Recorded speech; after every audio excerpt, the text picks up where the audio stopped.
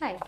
ഈ ഇടയ്ക്ക് എൻ്റെ ഒരു ഫ്രണ്ടിന് ഞാൻ മെസ്സേജ് അയച്ചുകൊണ്ടിരിക്കുമ്പോൾ അറിയാതെ ഞങ്ങളുടെ കയ്യിൽ വന്ന ഒരു ടോപ്പിക്കാണ്.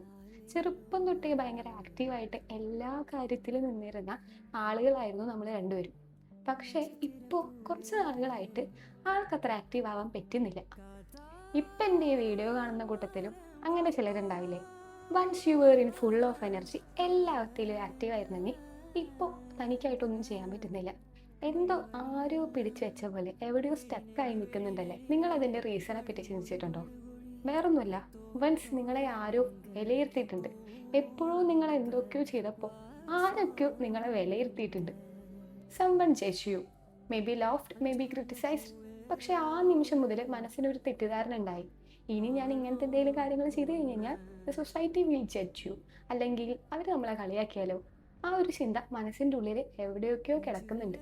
അതുകൊണ്ട് തന്നെയാണ് നിങ്ങൾക്ക് ഇപ്പോൾ പഴയ പോലെ ആക്റ്റീവ് ആവാൻ പറ്റാത്തത്. അങ്ങനെ നിങ്ങൾ വളരുന്ന കൂട്ടത്തിൽ തന്നെ ആ ചിന്ത കൂടി വളർന്നു. നിങ്ങൾ ചിന്തിക്കുകയാണ്, if I act freely the society will judge you again. അപ്പം നമുക്ക് എന്തൊക്കെയോ തടസ്സങ്ങൾ വരികയാണ്. ഈ സമൂഹം എന്ത് ചിന്തിക്കുന്നു നമ്മൾ ചിന്തിച്ചു തുടങ്ങുന്ന ആ ഒരു സമയം ഉണ്ടല്ലോ, ആ സമയം മുതൽ നമ്മുടെ കുറേ സമയം നമ്മൾ വേസ്റ്റ് ആക്കുകയാണ്. മറ്റുള്ളവർക്ക് ഇഷ്ടമുള്ള പോലെ നമ്മൾ ജീവിക്കാൻ ശ്രമിച്ചാൽ നമുക്ക് സ്ലോലി നമ്മളെ തന്നെ നഷ്ടപ്പെട്ടു. അതുകൊണ്ട് എന്തിനാണ് വെറുതെ മറ്റുള്ളവരെ കുറിച്ച് ചിന്തിച്ച്, മറ്റുള്ളവരെന്ത് ചിന്തിക്കുന്നു കുറിച്ച് ചിന്തിച്ച് ആകെ നമ്മുടെ ഉള്ള സമയം കളയുന്നത്? So just breath.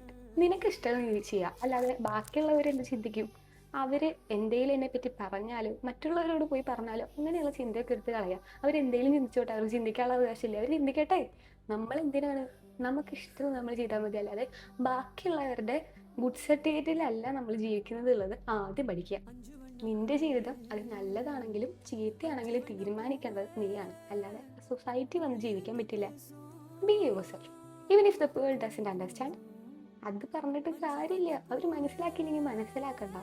നമുക്ക് ഇഷ്ടമുള്ള പോലെ നമ്മൾ ജീവിക്കുക. കാരണം നിന്റെ ഹാപ്പിനെസ്സും നിന്റെ ലൈഫും നിന്റെ റെസ്പോൺസിബിലിറ്റിയാണ്. അല്ലാതെ ഈ മറ്റുള്ളവരെന്ത് ചിന്തിക്കും എന്നുള്ള ആ ചിന്തകളൊക്കെ എടുത്തു കളഞ്ഞ് നമ്മുടെ ലൈഫ് നമുക്ക് വേണ്ടി നമുക്ക് ഇഷ്ടമുള്ള പോലെ അടിപൊളിയായിട്ട് ജീവിക്കാം. അപ്പോൾ ഓക്കെ, അത്രയേ ഉള്ളൂ. പോവാൻ വരട്ടെ. ഈ വീഡിയോ എന്നെപ്പറ്റി ഞാൻ പോലും അറിയാതെ എനിക്ക് കുറേ അവാർഡുകൾ നേടിത്തരുന്ന എൻ്റെ സ്വന്തം നാട്ടുകാർക്ക് വേണ്ടി സമർപ്പിക്കുന്നു. നിങ്ങൾ അങ്ങോട്ട് പറഞ്ഞു, ഞാൻ എനിക്കിഷ്ടമുള്ള പോലെ ജീവിക്കും. തെറ്റേ.